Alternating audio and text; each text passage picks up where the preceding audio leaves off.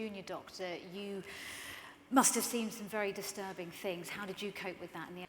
A number of issues came to light about the state of the country's mental health, and I think I never thought I'd get to a point or situation where it would get too much for me. I always thought I was on top of these things and I could manage it all. And like I said, we had a very good culture, particularly in the air ambulance, where obviously working with some seriously amazing medical doctors, that talking was really important.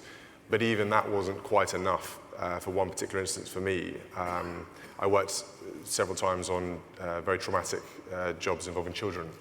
And after I had my own children, I think the relation between the job and the personal life was what really took me over the edge.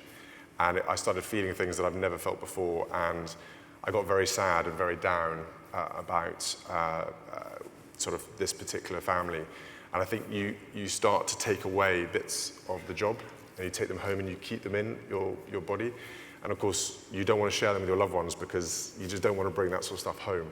So the only place you can talk about it is at work, and if you don't have necessarily the right tools or the right environment at work, then you can see why things snowball and get quite bad. Walk, taking the dog for a walk, just getting some blood flow and some fresh air.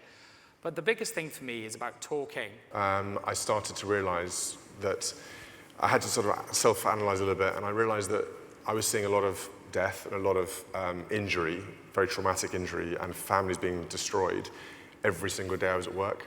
And I think you start to, without realising it, you start to think that life is like that and that it's happening around the world the whole time, which of course in some places it is, but the negativity creeps up on you so much that you've got to sort of distance yourself a little bit from the job and go, okay, this happens in this, because I work in this environment, but the whole world isn't all doom and gloom and it isn't all really sad.